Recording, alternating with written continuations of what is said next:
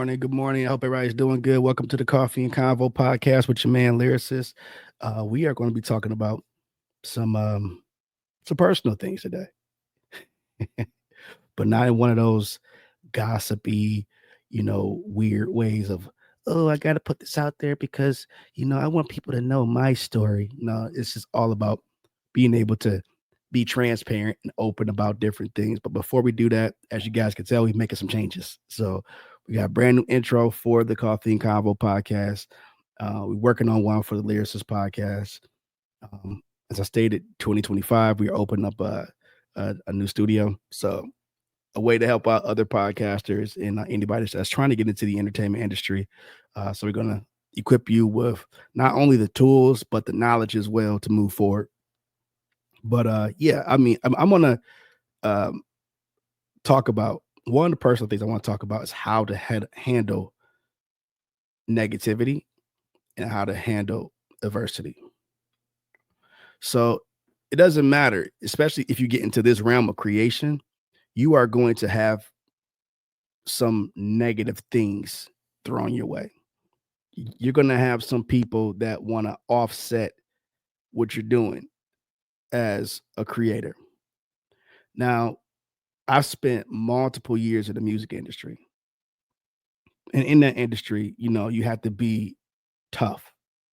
It is dog eat dog if you don't understand it. So I've seen the ups and the downs of all of that shit, you know. And I used to have a team of people around me that, you know, um, I trust them emphatically, you know, I trusted them to a fault. But, you live, you learn, and when you learn, you see how things is supposed to go versus how you want it to go. Now, with that being said, everybody you was on the bus with is not going to be on that same bus when you make it to the stop, when you make it to your destination. And I've dealt with that on multiple occasions. Now, there's some individuals that handled it the way that they should have handled it, and there's some individuals that just they're still angry. They're still upset because they're not where they want to be in the whole scenario. And it's easier to have somebody to blame. And you don't have to be the person to take the blame for that. Everybody's responsible for their own trips. Everybody is responsible for arriving at the destination. It doesn't matter how you get there. Now, I recently confronted somebody about the abuse of their platform and the misuse of their platform because at the end of the day, you have people that's listening to you. And if you're doing anything but telling the truth about what happened, how things happen, and everything else, it kind of puts a negative label and stamp on the person you're talking about. I am a believer of telling your truth, but I am also a believer of telling all the truth as well, because it's your truth, it's their truth, and it's the actual truth. And that's the problem that people get. That's where we run into the issue. It's like no one wants to be wrong.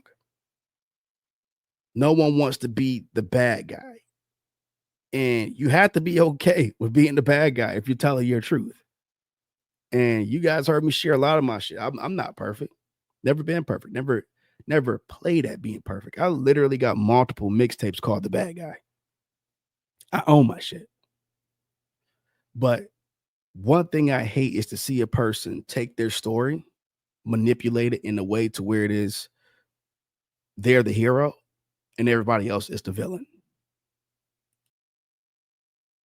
That means you're not at peace with how things played out. That means that you're not okay with where things is.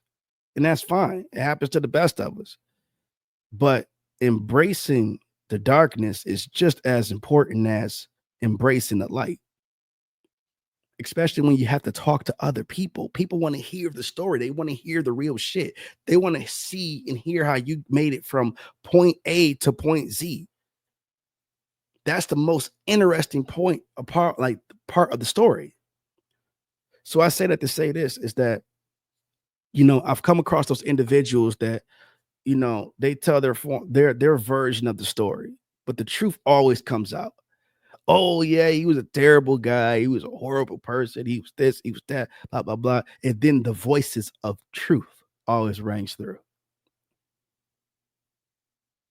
Oh yeah, yeah, I hear what he's saying. He's saying that, so and so was a terrible person, but that's not what I experienced. He always looked out for us. He was always, for the team. That's the voice of truth. Sometimes it's the people that's from the outside that tells the truth is all you need. Your reputation of being a certain type of way, it will speak for itself. It doesn't matter how many negative people pop out. It doesn't matter how many naysayers pop out. If you've been good and you've done good things for people, that will always shine through, and those individuals will always speak.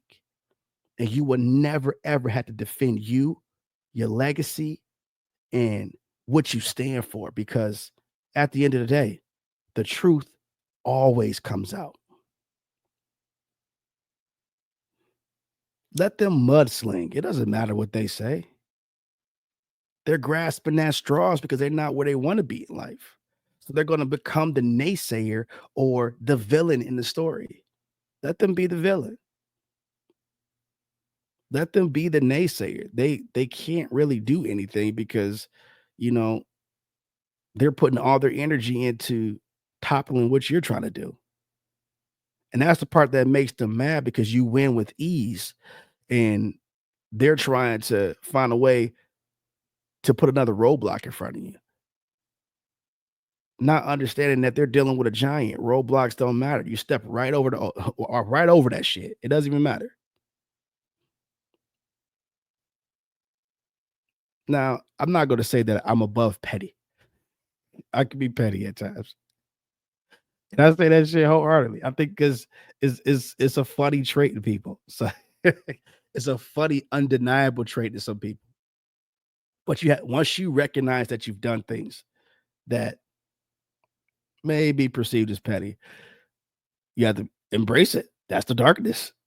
So what do you do next? Do you keep being petty? Do you grow? Did you move forward? I mean, what happens next? I've learned to not be too entrenched in the petty. I responded to a lot of toxic shit, right? And when these people see that they can get you to respond to anything, they'll keep doing the same thing over and over again. They'll keep using the same tactic over and over again. But when you remove that power from them and you turn them into a joke, they're like, well, uh, I didn't see that coming. Of course not, because you expect for me to keep responding to the same tactic. So it's either I become smarter or you just become dumber. Keep trying the same things that don't work. And they will. They will. As long as they get a response, they'll keep doing the same shit over and over again.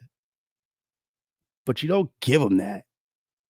You don't give them that. You have to tighten up on the inside. You have to be okay with the fact that there's some mudslinging out there. There's some terrible things that people may say about you. True or false. It doesn't matter. You got to be tough. You got to have tough skin. All of my years in the music industry, all the rap battles I ever been in, I've become tougher, man. I've literally I've looked at some situations and just look at it like, yeah, it's not worth my response. I brush it off. And there's some motherfuckers I go straight into overkill. I lock in, go to work because I am a warrior. I am a warrior. If you're worth my time, okay, I'll put the shield down. Only I will let you keep your shield because I know the brutality that I can bring. I know the danger of standing across from me. I've honed my skills. So I trust what I could do in a battle. I know my enemies and I know my enemies well. I take the time to understand them. So that's why I say when you deal with a lot of negativity, be prepared for it because nothing will surprise you. Nothing. They'll try everything, everything. And you know this. And as long as you know this, you will always be prepared for anything they throw at you. It goes from being something that makes you mad to make you laugh because it's funny. It's funny watching people crash out over not getting a response from you or the response that they want or not being able to defeat you. See, I talked about the negativity aspect of it and how to overcome. That's the adversity that I wanted to talk about. Because when you're focused on you and you're focused on winning, they can't do anything to you. They'll go from trying to put roadblocks in front of you to trying to make peace with you. And you have to decide in that situation, is it worth it? I found more situations where it was not worth it. I stayed away from it. There's no hatred in my heart. Just because we have words, just because we have moments, it's shit. Even if we have fist fights, it's not hatred. It's duty, you know. And that's the thing that people don't understand. It's like a lot of people get away from their duty. What do you stand for? What are you about? Why is it so easy for you to sway from your duties? Because your duties is the thing that keeps you on a straight and narrow. Respecting duty is a part of, excuse me, is a part of the responsibility of living. Do you have any moral codes? Do you have any morality? There's some people that just they're running around. I don't have to follow any codes. You want to know why? Because I don't like you. You don't have to like me, but you have to like be respectful at least. And if you don't respect me, that's cool too. Just stay the fuck from around me because I have a certain set of moral codes. If you come around me being disrespectful, I'm going to remove you from around me. That's what my moral code says. That's what my duty is. If I see that someone is a danger or attempt to be a danger or uh, they want to be opposition, I will make sure that we're not in the same space because I already know what time it is. So if they commit to being that person, let them be that person, but they don't have to be around you. You control the space around you. You control what you do. You control what you allow. And you don't have to allow bullshit, you know. And that's one thing I don't allow. I don't allow it around me. I don't want the BS around me at all. So, you know, defend your space, whether it's your physical space or it's your mental space. Your mental health is very, very important. That's one thing I hate. I hate to see people play games with mental health. They try to use it as a weapon against another person. Oh, yeah, yeah, if you're not doing this, you need help. You need to seek, some type of therapy. Who are you to make a diagnosis of anybody's mental health or mental space? People could just be having a hard time. They don't need to see a therapist because they have not. We will all be in therapy at that point. Having a bad day means that a person has to go see a therapist. Just because they told you fuck you, there's something wrong with them. They got to go see a therapist. I guess we all got to go see a therapist then. Even the therapist needs therapists because they say fuck you too. Stop using mental health as a weapon to disarm your opposition. Okay, mental health is a serious thing. You cannot play with that. Mental health is not meant to be used to beat down or punch down on other people. If they are seriously dealing with some things, let them deal with those things. But it is not your job to tear them down and use their mental health as a way of disarming them. You don't know what's going on with that person. E- Even if it is a situation where it is mental health, you are not their doctor.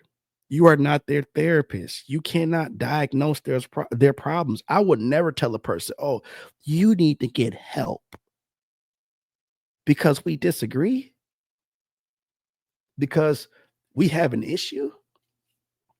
Seek help." No, I just understand that you don't like me and I don't like you. That is a normal thing. That's what, you know, interpersonal connections it is. You're not going to like everybody you come across. You're not going to want to deal with everybody you come across. Not every relationship is going to be a good relationship. You will have opposition. Opposition is people most of the time. It doesn't have to be a situation. It is a literal person that creates a barrier or some level of, difficulty in your life. And it's okay to not like it. That don't mean you have to get mental health for it. That's crazy. I've seen that a lot. I see like, and a lot of these fake ass gurus say that shit too. Just because you don't think on the same wavelength as they do, they want to immediately tell you, "Oh, you need mental help. There's something wrong with you. You are broken." No, I'm not broken. I just don't like you. It's okay. This is what Coffee and Convo is for. We don't only talk about entrepreneurial shit. We don't only talk about the business stuff. We talk about real life things. And if you can connect with this message, do me a favor, subscribe. I'm going to do this shit every single episode. I appreciate everybody that has rocked with me to from episode 1 all the way to episode 29. I appreciate you. And if this is your first time hearing lyricists talk, hit that subscribe button. You'll catch it here on YouTube. You'll catch it on Spotify and a few other places. Just throw Coffee and Convo podcast in there and you will see it.